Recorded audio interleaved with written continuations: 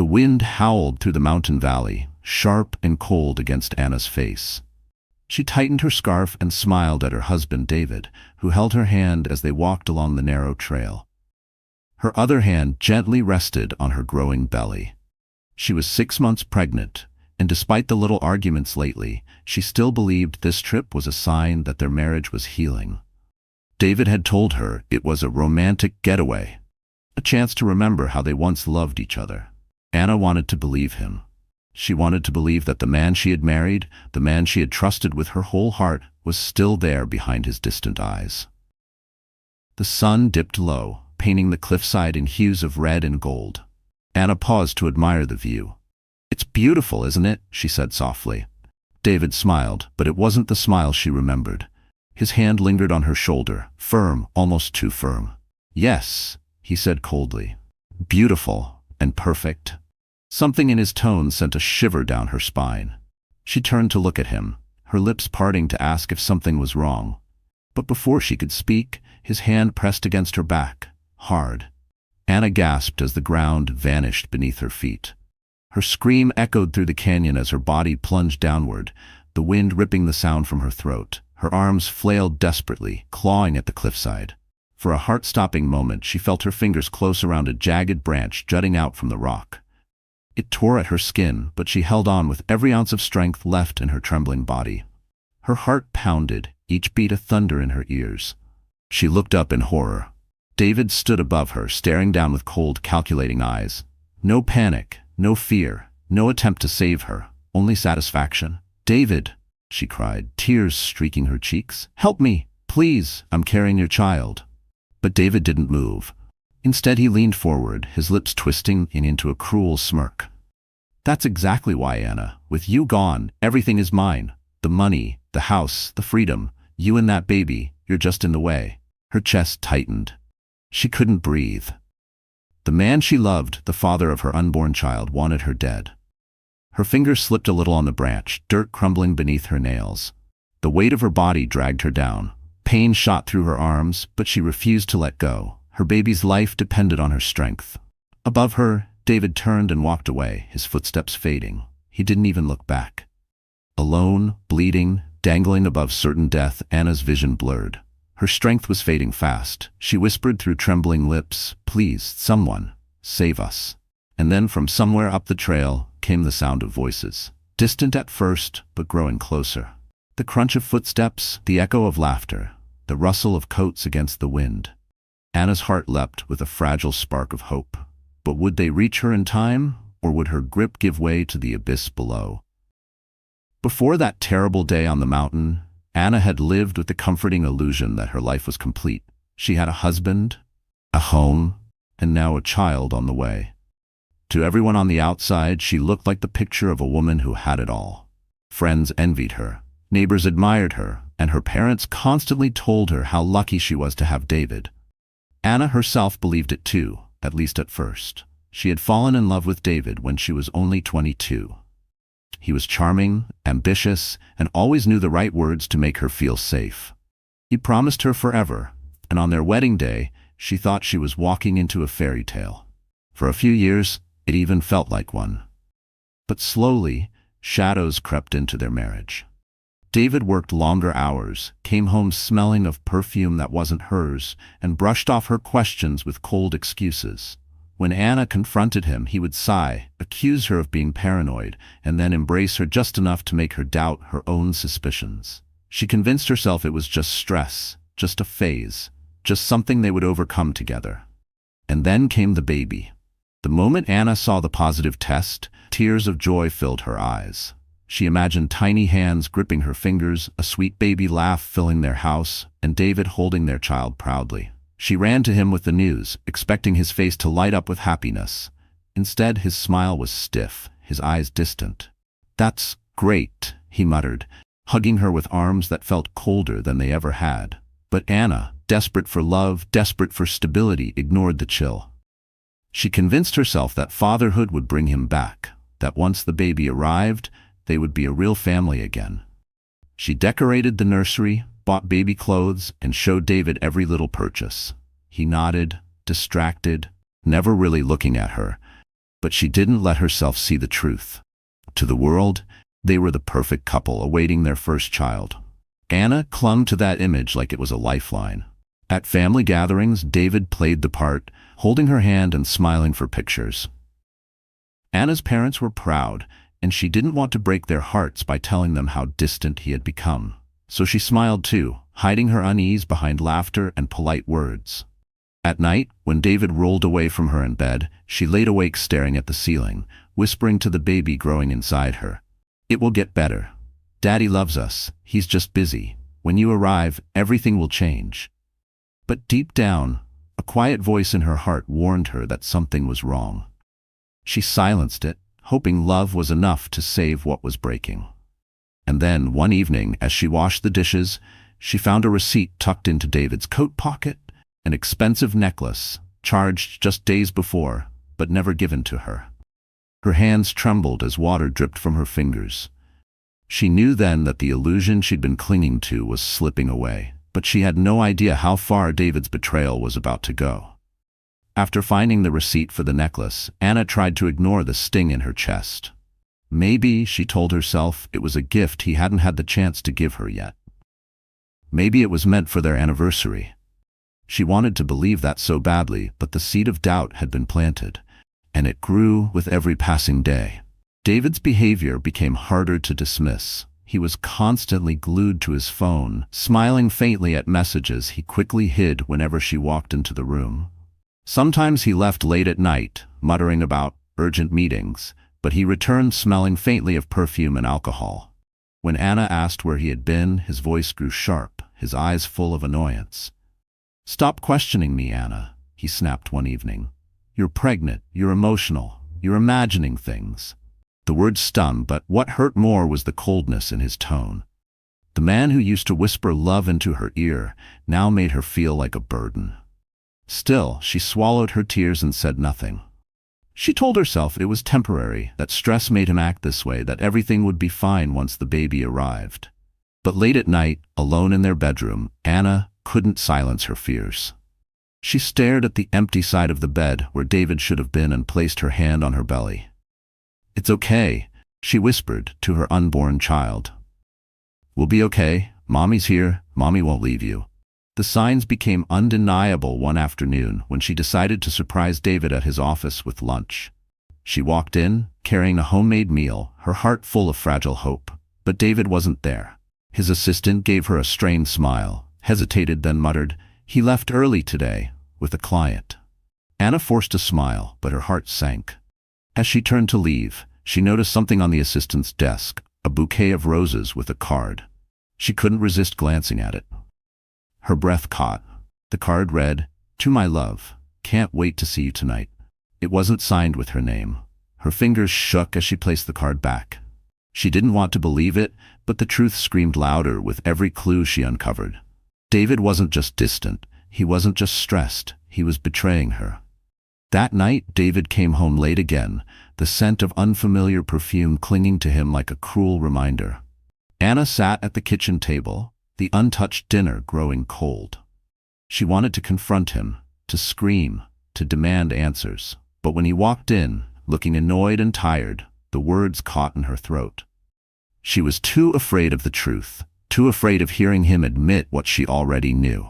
So she sat in silence, watching him eat without a word, her heart breaking into pieces no one could see. And then, as she cleared the dishes, she heard his phone buzz on the counter. The screen lit up with a message. Anna froze, her pulse pounding in her ears. The name flashing across the screen wasn't hers. Her hands trembled as she reached for the phone, knowing that what she was about to read could shatter her world forever. Anna's fingers hovered over David's phone, her breath uneven. She knew she shouldn't invade his privacy, but the fear clawing at her heart was unbearable. Her thumb hesitated for one final second before she unlocked the screen. The message was still there, glowing like a cruel wound across her vision. "Can't wait to see you tomorrow, my love. Last night was unforgettable. Yours forever, Claire." The world tilted beneath her feet. Claire. A name she had never heard before. Anna's knees weakened, and she clutched the counter to keep from collapsing. Her heart pounded so loud it drowned out every sound around her.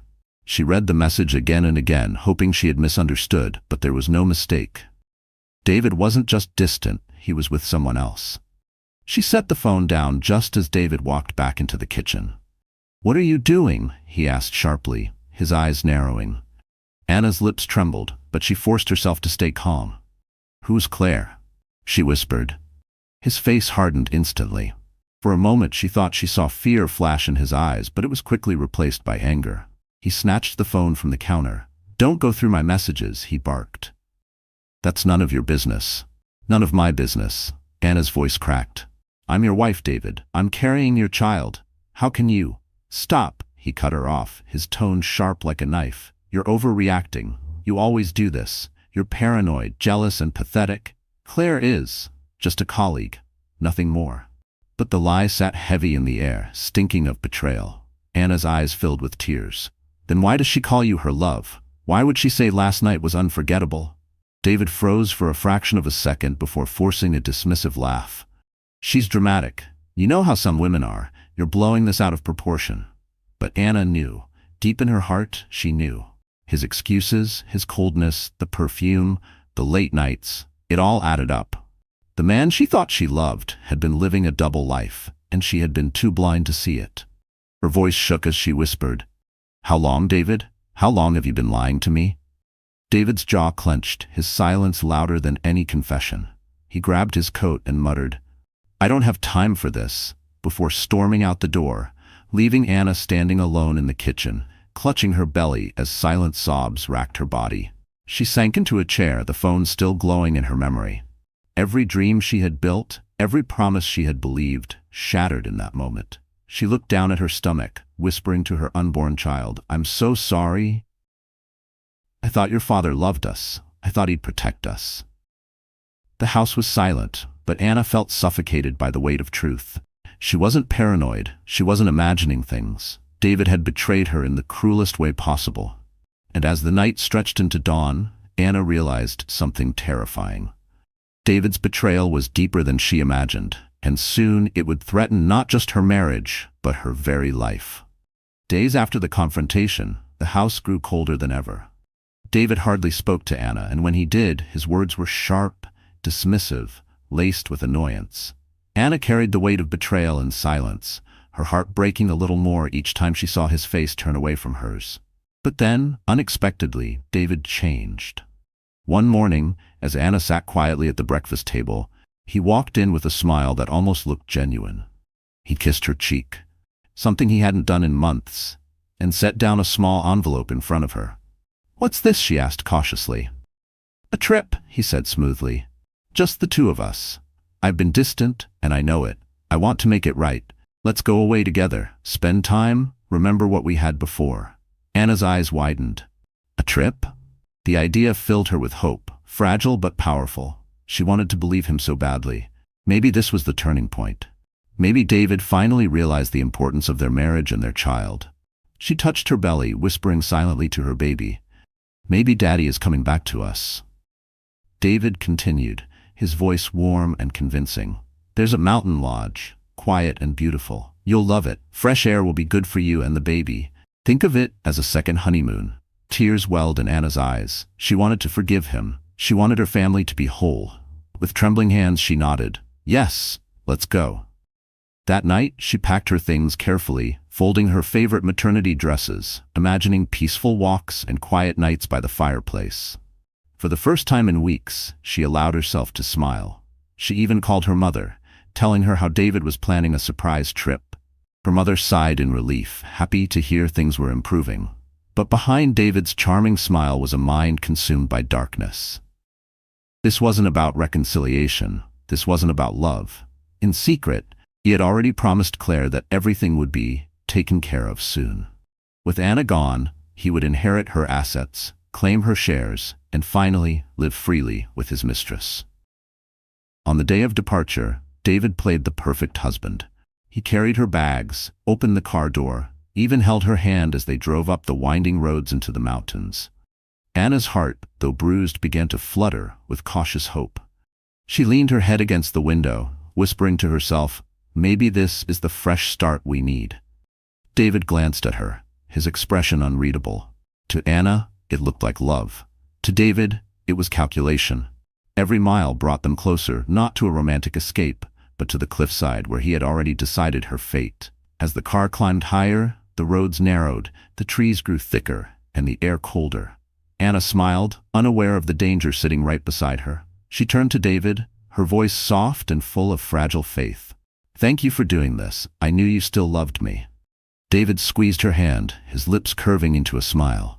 But behind that smile, his mind whispered the cruelest truth. This trip would be her last. The mountain air was crisp, biting at Anna's cheeks as David parked the car near the edge of a scenic overlook. From where they stood, the world stretched endlessly below. Valleys blanketed in green, rivers glinting like silver threads, and peaks lost in the mist. To Anna, it looked like a painting. To David, it looked like the perfect stage for his crime. "Isn't it beautiful?" Anna whispered, wrapping her coat tighter around her. She was tired from the long drive, but the view filled her with a rare sense of peace. Her hand instinctively rested on her round belly, caressing the life growing inside her. David forced a smile. "Yes, beautiful. The kind of place where problems disappear." Anna turned to him, her heart aching at the tenderness she thought she saw in his eyes. Maybe he truly wanted to fix things. Maybe this trip was the fresh start she had prayed for every night. She leaned closer, resting her head on his shoulder. But David's body stiffened. His jaw clenched as guilt and greed warred inside him. He remembered Claire's words the night before. "When she's gone, we can finally be free." That promise echoed in his mind, cold and intoxicating. Anna stepped toward the railing, gazing down at the abyss below. "It feels like the whole world is at our feet," she said softly, her voice carrying a childlike wonder. David's eyes narrowed. He saw not wonder, but opportunity. The sheer drop was merciless. One push, and everything would be over. No witnesses, no evidence, no turning back. His heart pounded, but it wasn't fear. It was anticipation. "David," Anna said suddenly, breaking his thoughts. She turned to him with tears glistening in her eyes. "I know things haven't been perfect, but I still love you. I believe we can be happy again. Don't you?" Her words cut deep, slicing through the thin layer of humanity he had left. For a fleeting second he hesitated. But then the weight of his own ambition crushed the hesitation away. He forced a tender smile, stepping behind her, resting his hands gently on her shoulders. Anna closed her eyes, thinking it was affection. She let out a shaky sigh of relief, whispering, "Thank you for bringing me here. I needed this." And then it happened. David's hands pressed harder, shoving forward with sudden violence. Anna screamed as her body lurched over the edge. For a terrifying heartbeat, there was nothing beneath her but air and the dizzying plunge into death. She clawed wildly, her nails scraping against rock until by sheer luck, her fingers caught a branch jutting from the cliffside. Her arms burned, her nails tore, and her body dangled helplessly above the abyss. Her voice broke into sobs. "David, please help me. I'm carrying your child." But David only stared down at her, his face twisted into a cruel mask. His voice was calm, almost soothing. "That's why this has to happen, Anna. Goodbye." Anna's grip slipped slightly, dirt crumbling beneath her fingers. The branch groaned under her weight. Panic rose in her chest. She knew she couldn't hold on forever. And then, faint, distant, the sound of footsteps echoed along the trail. Voices carried through the cold air. Strangers were coming closer. But would they arrive in time, or would Anna's strength give out before she could be saved? Anna's fingers ached as they clutched the jagged branch jutting out of the cliffside. Her arms shook violently, her nails cracked and bleeding. Each second felt like an eternity. Her life, and the life of her unborn child, hanging by the thinnest thread of strength she had left. Above her, David stood motionless. He didn't reach for her. He didn't shout for help. Instead, he stared with chilling calm, as though he were watching a problem solve itself. His silence was more terrifying than any words. "Please, David," Anna cried, her voice breaking. "Don't do this. Think of our baby." David's eyes darkened. "That child is nothing but a chain around my neck. And you've always been too blind to see it." Anna's tears blurred her vision. Her heart shattered, not just from the fear of dying, but from the cruel truth that the man she had trusted with her soul had never loved her at all. Her grip slipped again. The branch groaned under her weight, and she knew her strength was fading fast. Somewhere above, voices grew louder, the sound of hikers approaching. but they were still too far. David heard them too, and panic flickered across his face for the first time. He stepped closer to the edge, his voice a harsh whisper. "Let go, Anna. Do it now, before they see." Anna shook her head furiously, desperation fueling her. "No, I won't let you take my life or my child's." Her words struck him like a challenge.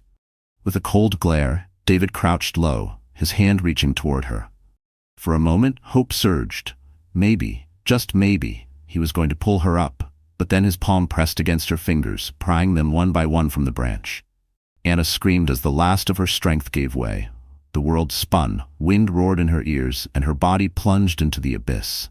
Rocks blurred past, branches snapped, pain ripped through her side as she tumbled. And then, suddenly, impact. Not the brutal crash she expected, but a jarring thud against a ledge hidden halfway down the cliff. She gasped, her body broken and bruised but alive. The branch she had crashed onto had stopped her fall just enough to spare her and her baby. Above, David peered over the edge. His face paled when he realized she wasn't gone completely, but then the voices grew louder, and panic seized him. He turned quickly and disappeared into the trees, leaving Anna to die slowly on the ledge. Her breaths came ragged, her vision dimming. Pain coursed through every nerve, and she felt herself slipping into darkness. She wrapped her arms protectively around her belly, whispering weakly, "Hold on, little one. Mommy won't give up." Her body lay still, hidden by rocks and shadows. The hikers passed above, unaware of her presence. But fate had other plans. Among the group was a man whose sharp eyes caught the faint glimmer of her torn scarf snagged on a branch below. He froze, pointing urgently toward the cliffside. "Wait, someone's down there." The others rushed to the edge, peering into the shadows. And as they looked closer, one man's expression changed from concern to determination. His name was Michael, and he was about to change Anna's life forever.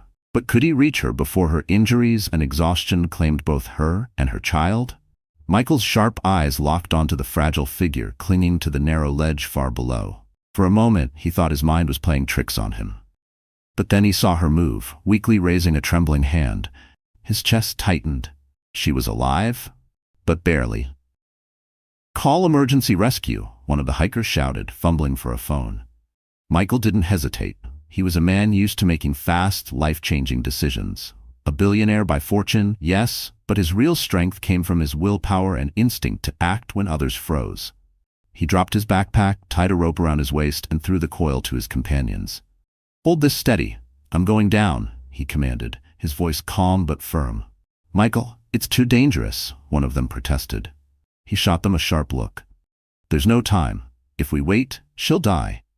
Without another word, Michael lowered himself over the edge, his muscles straining as he descended carefully down the cliffside. Loose rocks tumbled into the abyss with every step. The wind whipped around him, but he kept his eyes on the woman below, her pale face growing clearer with every foot he covered. Anna blinked weakly, trying to stay conscious. Through the haze of pain, she saw a figure coming down toward her, a stranger, strong and steady, like an angel descending from heaven. Her lips trembled. "Please, help us." "I've got you," Michael called down, his voice carrying a warmth that pierced through her despair. "Hold on just a little longer." Finally, he reached her. Up close, he saw the cuts across her arms, the blood staining her clothes, the way she cradled her stomach protectively. His heart clenched.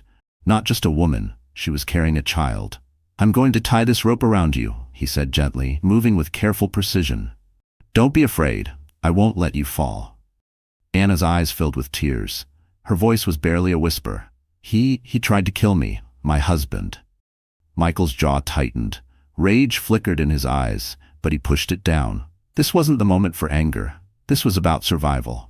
"You're safe now. Focus on breathing. We'll get you and your baby out of here." With steady hands, he secured the rope around her and signaled to the men above. "Pull us up slowly," he shouted. The ascent was agonizing. Anna winced with every movement, clutching her belly, whispering prayers for her unborn child. Michael held her tightly, shielding her with his own body, murmuring words of reassurance as the ledge disappeared beneath them. At last they reached the top.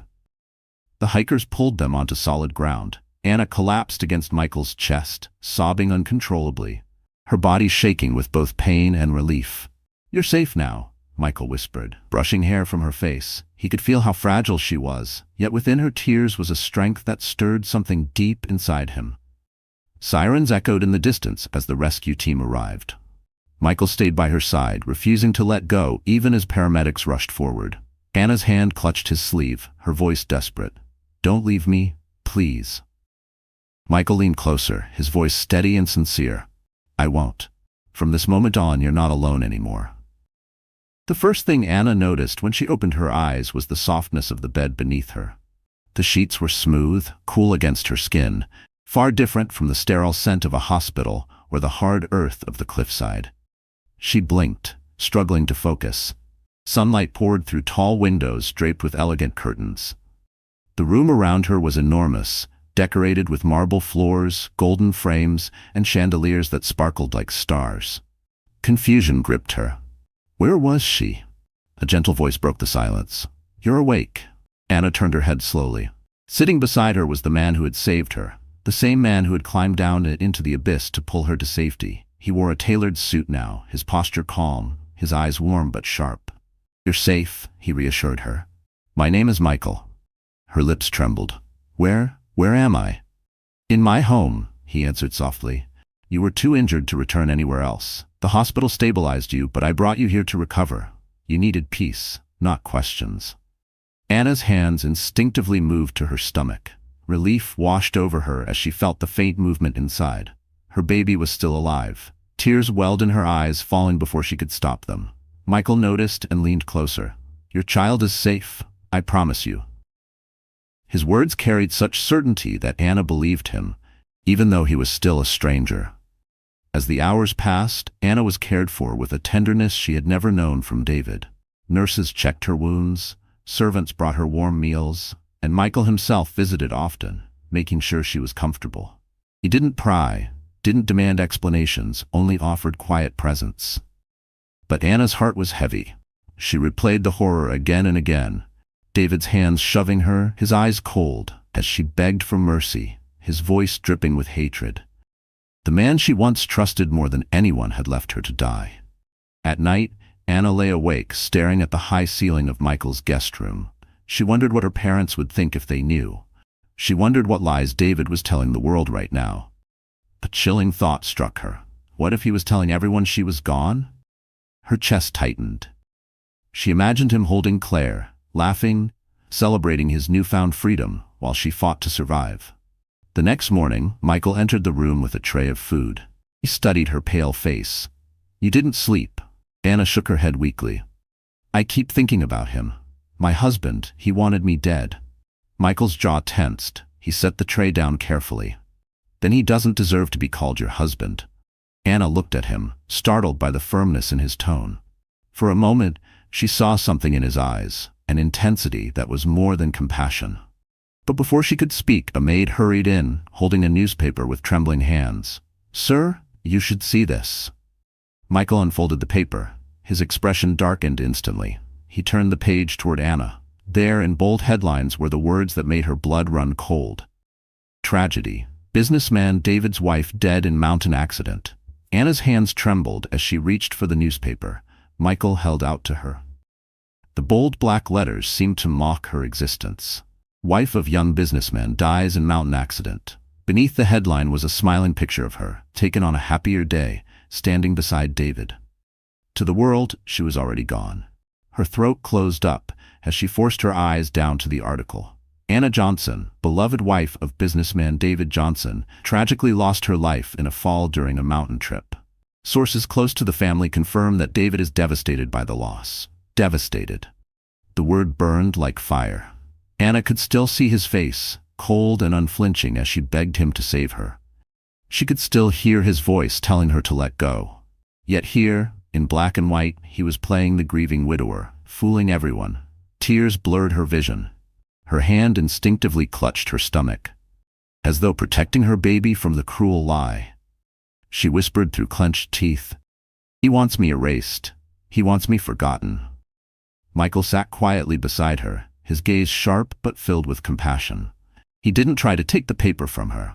He let her read every cruel word, knowing she needed to face it. The article continued. David Johnson, seen yesterday with close friends and family, has received an outpouring of support. A private memorial service is being arranged. Anna's lips parted in disbelief. A memorial for her. While she was still alive, still breathing, still fighting. Her heart ached so deeply she thought it might tear apart. "They've buried me in words," she whispered, shaking. "They've stolen my life without even a grave." Michael leaned forward, his voice steady. "They can print whatever lies they want, but the truth is sitting right here. You survived, and that survival is your power." Anna turned to him, her tear-streaked face filled with confusion. "But what can I do? To everyone, I'm already dead. If I go back now, David will just—" Her voice faltered, fear choking her.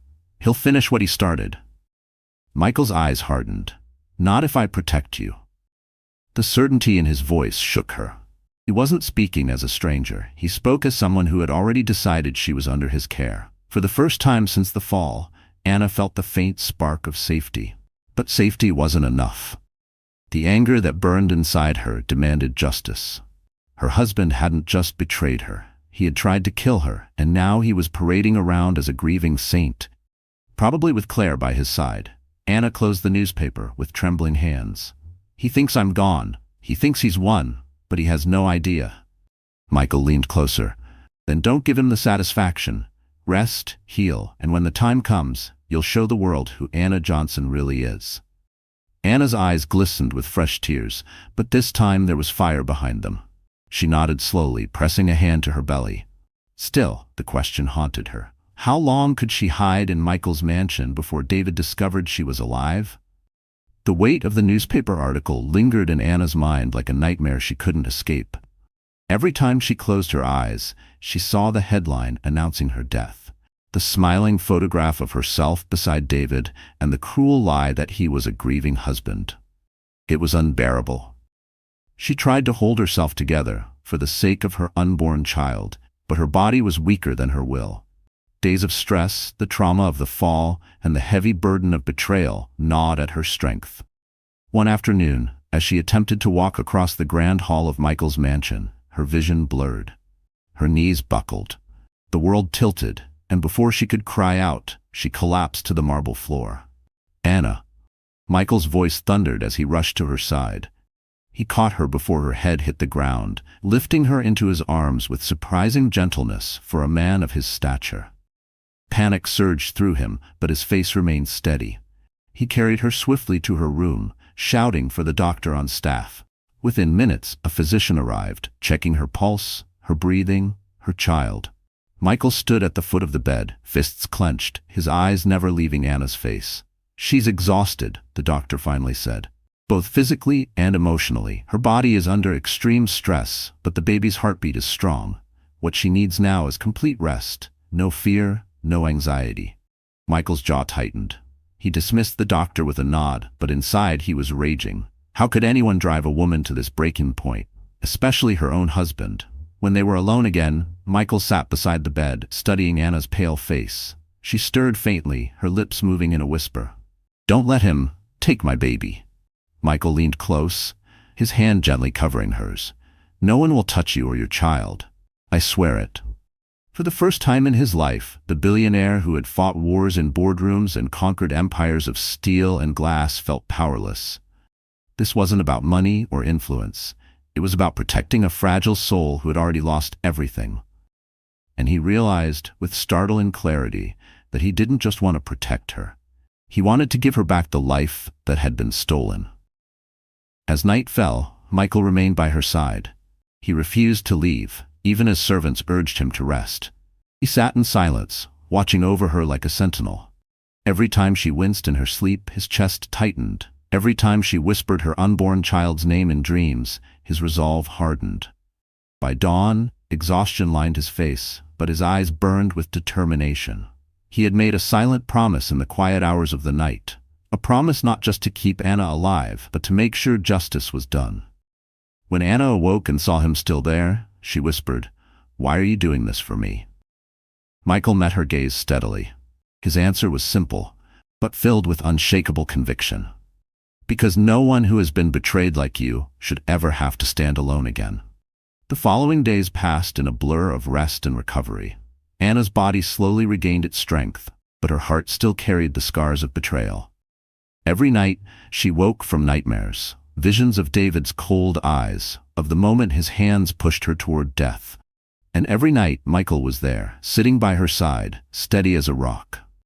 One evening, when the nightmares left her trembling, Michael brought her a cup of warm tea. He sat across from her in the soft glow of the fireplace. His presence was quiet but grounding, like an anchor in a storm. "Do you ever wonder why things happen the way they do?" Anna asked suddenly, staring into the flames. Her voice was soft, almost fragile. Michael studied her carefully. "All the time. But sometimes I think pain is what leads us to the people who are meant to save us." Anna's eyes lifted to his, shimmering with unshed tears. She didn't know what to say. His words stirred something deep inside her, something she thought had died the moment David betrayed her. Hope. Michael leaned forward, his tone gentle. "You've endured something no one should ever endure. Yet you're still here. That strength isn't just for you, it's for your child too. And you're not alone anymore, Anna. Not as long as I'm here." Her heart thudded in her chest. For weeks, she had felt like a ghost, erased from the world, abandoned by the one who was supposed to protect her. Now, here was a man who spoke with conviction, who looked at her not as a victim, but as someone worth fighting for. For the first time since her fall, Anna allowed herself a small smile. It was faint, fragile, but real. She placed a hand over her belly. "I just want my baby to grow up safe, to know love, not lies." Michael's gaze softened. "Then that's exactly what will happen. I'll make sure of it." His promise echoed in the room like a vow, wrapping around her like a shield. And in that moment, Anna felt the whisper of something she thought she had lost forever, a new beginning. The days turned into weeks. Anna began walking through the mansion gardens, her steps careful but steady. Michael often accompanied her, asking about her dreams, her favorite books, the life she once imagined for herself. Slowly, laughter returned to her lips, tentative at first but growing stronger. Yet even as hope blossomed, fear never left completely. David believed she was dead, and the world believed it too. That gave her safety, but also uncertainty. Could she really stay hidden forever? Could she rebuild her life in the shadows? One afternoon, while walking by the fountain, Anna turned to Michael. "Do you really think I can start over?" Michael looked at her with unwavering certainty. Not just start over, rise higher than before. Stronger. Untouchable. Anna wanted to believe him. She needed to believe him. But deep inside, a shadow whispered that her past was not finished with her yet. And as the wind rustled the trees, carrying with it a strange chill, Anna felt it in her bones. David's lies would not remain buried forever. While Anna was slowly recovering in Michael's mansion, David was basking in a world built on lies. To the public, he was the grieving husband, but behind closed doors, he was celebrating. The insurance payout from Anna's death had begun processing, and her assets held jointly in their marriage were now under his control. He wore his sorrow like a mask in the daylight, but at night the mask slipped away. Claire, his mistress, lounged on the velvet couch of the penthouse he had rented for their private escapes. She sipped champagne, her laughter high and sharp, while David poured himself another glass. The city lights glittered through the windows, casting their reflections against the glass like a cruel parody of happiness. "To us," Claire toasted, raising her glass. "Free at last." David smirked, clinking his glass against hers. "Free, and richer than ever." Claire slid closer to him, her red lips curling into a wicked smile. "I still can't believe how easy it was. Everyone pities you. They look at you like some broken man. If only they knew." David chuckled darkly. "They'll never know. As far as the world is concerned, Anna is gone forever, and no one suspects a thing." But even as he spoke, a flicker of unease crossed his mind. He remembered the moment at the cliff, how Anna had clung desperately to that branch. For a brief second, he had wondered if she might survive. He had left quickly, panicked by the approaching hikers, but surely she was gone. Claire noticed his hesitation. "What is it?" she asked, her tone sharp. David shook his head quickly. "Nothing. Just relief. It's finally over." But it didn't feel over. In his sleep, he was haunted by dreams of Anna's screams, of her eyes filled with betrayal as she begged him to save her. Sometimes he woke in a cold sweat, convinced he heard her voice echoing in the room. Claire pressed herself against him, whispering in his ear, "Forget her. You have me now, and together we'll have everything." He forced a smile, burying the unease that gnawed at his gut. He had won. He had the money, the freedom, and Claire. That was all that mattered. The next evening, David attended a gala hosted by business associates. He wore a black suit, his expression solemn, his story rehearsed. Guests approached him with sympathy, shaking his hand, patting his shoulder. "So tragic," they said. "She was such a kind woman." David nodded, lowering his gaze in practiced grief. Inside, however, he felt nothing but triumph. Every pitying glance was a victory. Every whispered condolence was proof that his act was working. But as the night wore on, something strange happened. Across the ballroom, he caught sight of a woman stepping out of a black car. For a fleeting moment, his heart stopped. She moved with grace, her figure familiar, her head held high. He blinked, shaking it off. It couldn't be. Anna was dead. He had made sure of it. Yet as the woman entered the gala, David's grip on his glass tightened until it nearly shattered. Because what he saw in her eyes was not death. It was fire, and it was coming for him. In the weeks that followed her rescue, Anna's life began to shift in ways she never imagined. Gone was the fragile woman who had begged her husband for love. Gone was the naive wife who believed in promises that were nothing but lies. Slowly, piece by piece, she was rebuilding herself, not just for survival, but for strength. Michael was at the heart of that transformation. He provided more than shelter, he provided guidance. Over elegant breakfasts in the mansion's grand dining room, he spoke to her about business, about strategy, about power. At first, Anna listened quietly, intimidated by the vast world he described, but soon curiosity sparked within her. "You built all this?" she asked one morning, gesturing at the sprawling estate around them. Michael nodded. "From nothing. People underestimated me once. They saw me as weak, incapable. That's when I decided never to let anyone hold power over me again." Anna felt those words echo inside her. She thought of David, how he had looked at her as if she were nothing but a burden, how he had tried to erase her. A quiet fire ignited in her chest. She would not be erased. With Michael's encouragement, Anna began learning. She sat in on his meetings, absorbing the language of contracts, investments, and negotiations. At night, she studied, poring over books and notes while her unborn child kicked gently inside her. Each kick reminded her why she was doing this, to create a life of strength and security for them both. Her reflection in the mirror began to change. The haunted look in her eyes gave way to determination. She dressed not in fragile maternity dresses, but in tailored gowns Michael's staff had fitted for her, clothes that made her feel powerful, radiant. "You look like a queen," Michael said one evening as she entered the study, her posture tall, her presence commanding. Anna blushed faintly but held his gaze. "No, I look like myself, for the first time in a long time." The bond between them deepened with every passing day. Michael never pushed, never demanded more than she could give, but his steady presence, his unwavering belief in her, made Anna feel something she thought she had lost forever: worth. Still, beneath her growing confidence, pain lingered. The world believed she was dead. David was thriving on her death, celebrating with Claire, soaking in sympathy and wealth. The thought made her stomach twist, with both anger and resolve.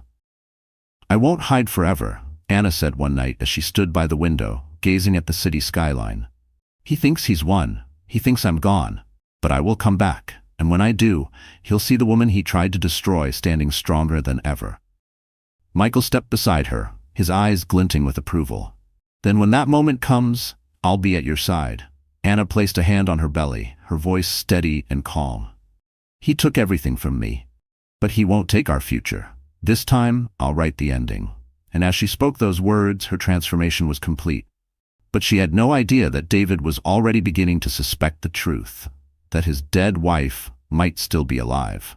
For weeks, David lived as if he had triumphed over fate itself.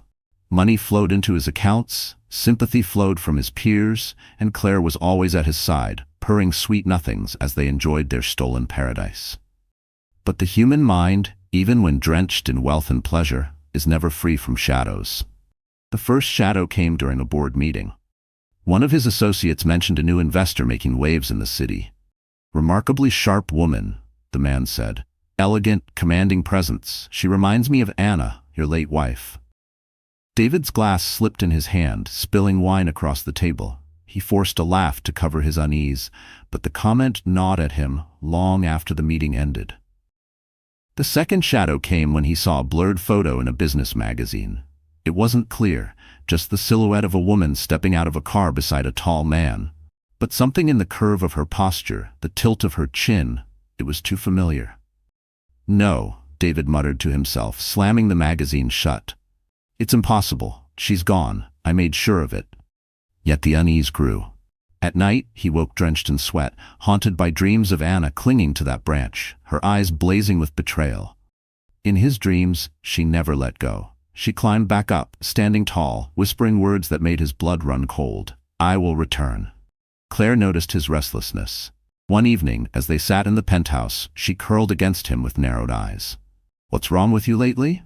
You've been distracted." David snapped. "Nothing's wrong. I just have a lot on my mind." She tilted her head, suspicion sharp in her gaze. "Don't tell me you're still thinking about her." "She's dead, David, dead." Her words should have comforted him. Instead, they made his skin crawl. Later that week, as he prepared for another gala, David caught sight of a woman across the street. She was dressed in a long coat, her face hidden beneath a wide hat. For a fleeting second, he swore it was Anna. His breath caught, his chest tightened. He pushed through the crowd, but when he reached the spot, the woman was gone.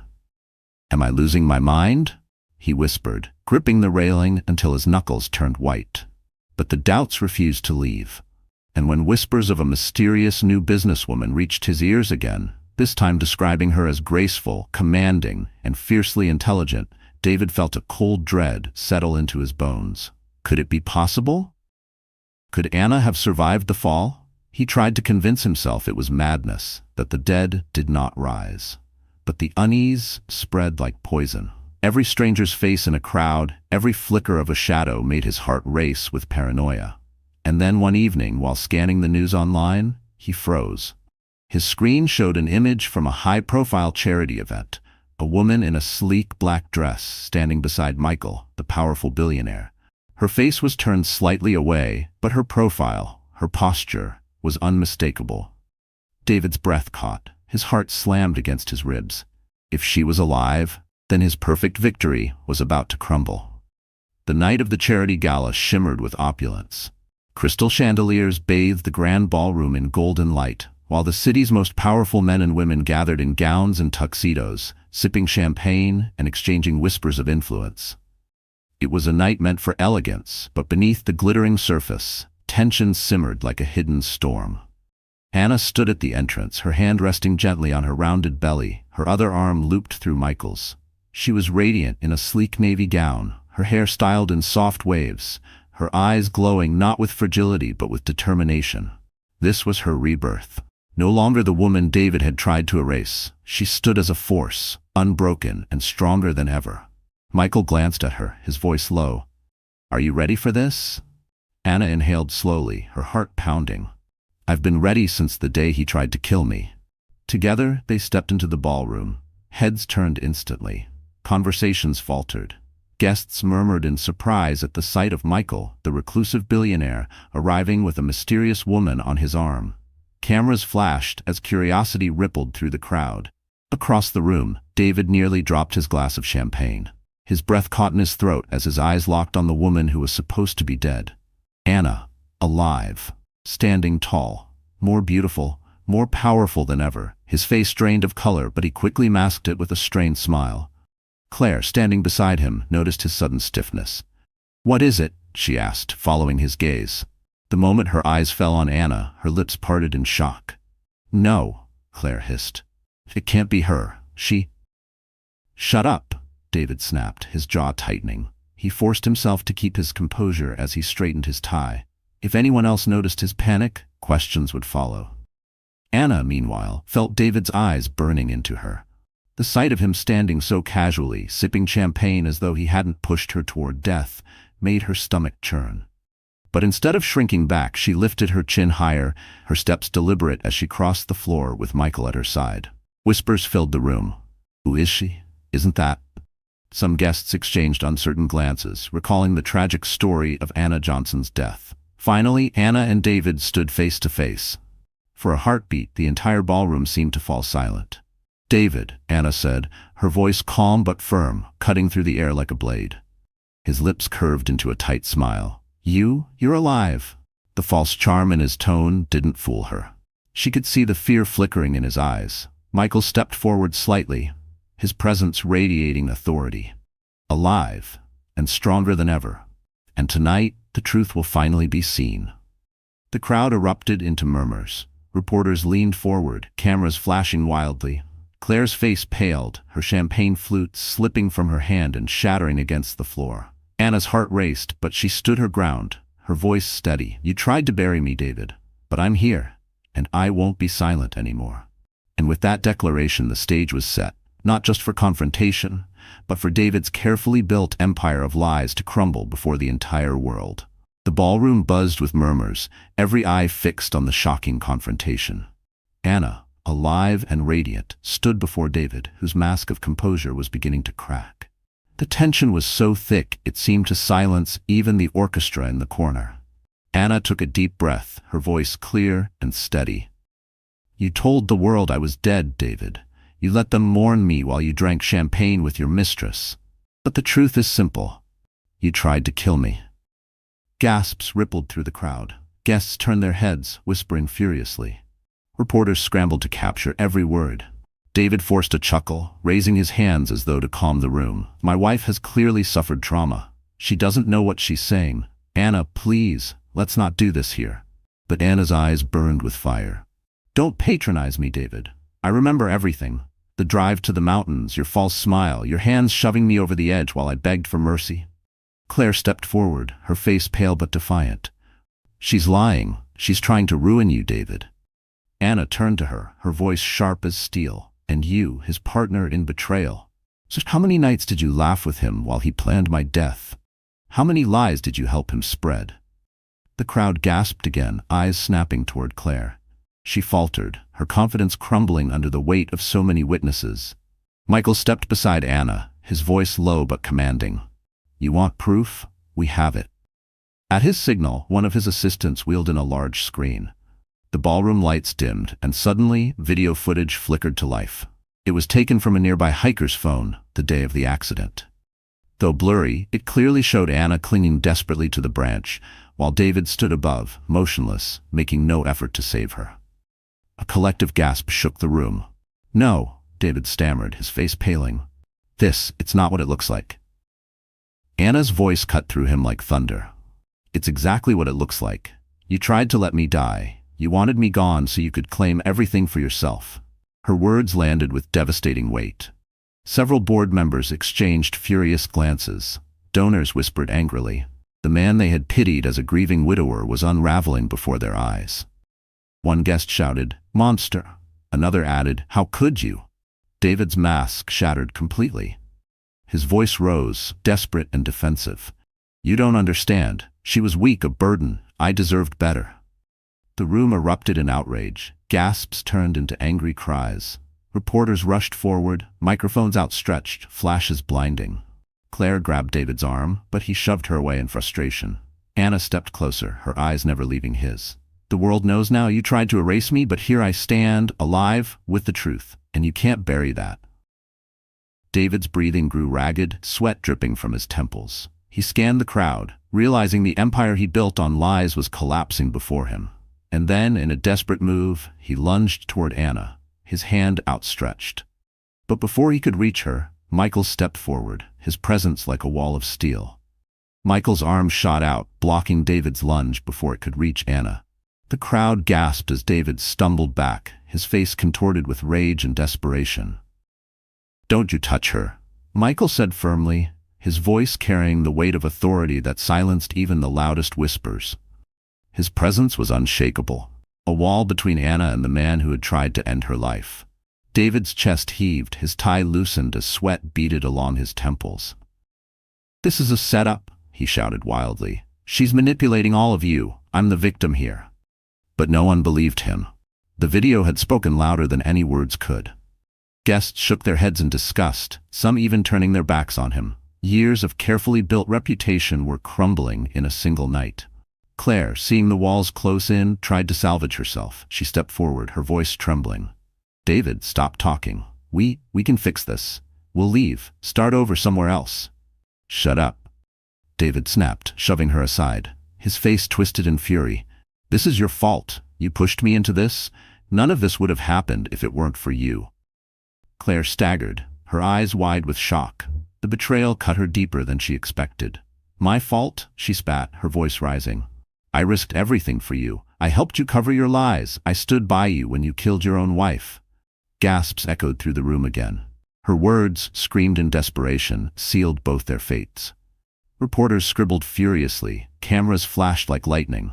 The confession was undeniable. David froze, realizing too late the gravity of Claire's outburst. His face went pale, his mouth opening and closing like a man drowning. No, she's lying. You all heard wrong. But the damage was irreversible. Two uniformed officers who had been invited as security at the gala stepped forward, hands on their cuffs. David Johnson, one announced firmly, you're under arrest for attempted murder and fraud. The crowd erupted in applause, cheers of justice ringing louder than the music that had once filled the hall. No, this isn't happening, David roared, trying to push past, but the officers pinned his arms behind him. His once polished suit now looked like the rags of a fallen man. Claire tried to back away, but another officer stopped her. Claire Matthews, you're under arrest as an accomplice. Her face crumpled. She turned to David, her voice breaking. You promised me everything. David's eyes burned with venom as he hissed, and you ruined everything. They were dragged toward the exit, their screams drowned out by the noise of flashing cameras and furious voices. The empire of lies they had built had collapsed in one brutal night. Anna stood tall, her hand on her belly, her heart racing. She had faced her betrayer and lived to see justice begin. Yet as David was shoved through the doors, he twisted his head, his eyes locking on hers one last time. You think this is over? He growled, his voice low and chilling. You'll regret ever coming back. And though he was taken away in chains, the venom in his words left Anna trembling, because she knew his hatred would never die quietly. The days following the gala were a storm of headlines. Newspapers, television broadcasts, and social media all carried the same shocking story. The grieving husband was no victim. He was a murderer in disguise. The video footage, the confession from Claire, and Anna's very presence had shattered David's mask beyond repair. Court proceedings moved quickly. With Michael's influence and the overwhelming evidence, prosecutors filed charges of attempted murder, conspiracy, and fraud against David. Claire faced her own charges as an accomplice, her loyalty to him turning to ashes. Their faces were splashed across every news outlet, no longer admired socialites but disgraced criminals. Anna sat in the courtroom, her hands folded over her stomach as she listened to the judge read the charges. Her heart raced, not with fear but with vindication. She had survived, she had exposed the truth, and now justice was finally within reach. David, seated across from her in shackles, glared with venomous hatred. His once proud shoulders were hunched, his suit wrinkled, his eyes bloodshot. When the judge denied him bail, the roar of approval from the courtroom was almost deafening. For the first time, the power he had wielded so cruelly was stripped away. Anna's eyes welled with tears, but this time they were tears of release. For months she had carried the weight of fear and betrayal. Now, watching David led away in handcuffs, she felt something she thought she would never feel again. Freedom. After the hearing, reporters surrounded her, shoving microphones forward. Mrs. Johnson, how does it feel to be alive after the world believed you were dead? Anna met their gaze, her voice steady. It feels like being given a second chance. But this isn't just about me. It's about every woman who has been silenced, every woman who has been betrayed. We are not weak. We are stronger than the lies meant to destroy us. The crowd erupted in applause. Her words spread like wildfire, transforming her from a victim into a symbol of resilience. Strangers sent her letters of support. Women reached out, thanking her for giving them courage. At Michael's mansion, life began to feel different. Anna no longer wandered the halls like a ghost. She laughed again. She planned for the future. She even sat with Michael in his study, discussing foundations they could create to help women in crisis. You've become more than a survivor, Michael told her one evening as they looked over documents. "You've become a leader." Anna smiled faintly, placing a hand on her belly. "Maybe this was the reason I survived, to build something greater than myself, or my child, for others." Michael's eyes softened as he studied her. He admired not just her beauty, but the strength that radiated from her.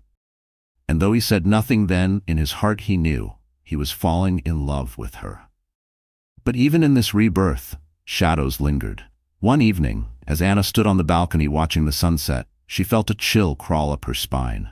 She couldn't shake the echo of David's final words at the gala. What if his threat wasn't empty? What if he still had one last card to play, even from behind bars? The months after the trial were a season of healing. David and Claire were both convicted, he for attempted murder and fraud, she for conspiracy and obstruction. Their names, once whispered with admiration in social circles, were now spat with disgust. They would spend years behind bars, their empire of lies reduced to dust. For Anna, the verdict was more than justice. It was closure. The chains of fear that had weighed her down for so long were finally broken. Yet freedom was not just about escaping David's cruelty. It was about creating a life where she and her child could thrive. On a crisp spring morning, Anna gave birth. The cries of her newborn filled the hospital room, and tears streamed down her face as she held the tiny bundle against her chest. Her baby's heartbeat, strong and steady, was proof that miracles existed. She whispered, "You're my reason, my hope, my new beginning." Michael stood beside her, his eyes soft with emotion. He had been there through every contraction, every tear, every moment of fear and joy. When Anna looked up at him, she saw not just the man who had saved her, but the man who had stayed. Weeks later, Anna returned to Michael's mansion, not as a broken guest, but as a woman ready to start a new chapter. The halls no longer felt foreign. They felt like home. Servants greeted her warmly, not out of duty, but with genuine affection. The gardens, once a place of quiet walks for recovery, now echoed with the laughter of a mother holding her child. One evening, as the sun dipped low and painted the sky in shades of gold, Michael invited her to the balcony. He stood nervously, something rare for a man of his power. "Anna," he began, his voice steady but his hands clenched at his sides. "When I found you on that cliff, I didn't know what role I would play in your life. I only knew I couldn't let you fall. Since then, I've watched you rise stronger than anyone I've ever known. And I don't want to imagine a future without you in it." Anna's breath caught, her heart raced, but not with fear. With something she hadn't felt in so long. Love that was safe. Love that was real. Michael knelt, pulling a velvet box from his pocket. Inside sparkled a ring, elegant yet understated. "Will you allow me the honor of being not just your protector, but your partner, your husband, and a father to your child?" Tears filled Anna's eyes. She thought of the journey, the betrayal, the fall, the survival, the rebirth. She thought of her baby, the symbol of her fight to live. And she thought of the man before her, whose love was built not on lies, but on unwavering truth. "Yes," she whispered, her voice breaking into a smile. "Yes, Michael. 1,000 times, yes." He slipped the ring onto her finger, and the crowd of friends and staff erupted in applause. Anna held her child close, as Michael wrapped his arms around them both. For the first time in a long time, Anna felt peace. The scars of her past would never fully vanish, but they no longer defined her. She was no longer the woman who had been pushed to her death. She was the woman who had risen, stronger, loved, and unbreakable. And as the stars lit the sky above, Anna knew she had finally found her forever. So, my dear friends, the story has come to its close. If you're still here with me right now, it means something in Anna's journey has touched your heart. Maybe it reminded you of your own battles, your own moments when life tried to break you. And yet, like Anna, you survived. Marcus Aurelius once wrote, "The impediment to action advances action. What stands in the way becomes the way." Anna's pain became her path to strength. Her story teaches us this. Betrayal can wound you, loss can shake you, but resilience will always lift you higher. Love that is true, whether from others or from yourself, will heal what was broken. If you feel this message in your heart, I ask you, like, share, and subscribe. Let's spread stories of courage and healing, because you never know who out there needs to hear it tonight.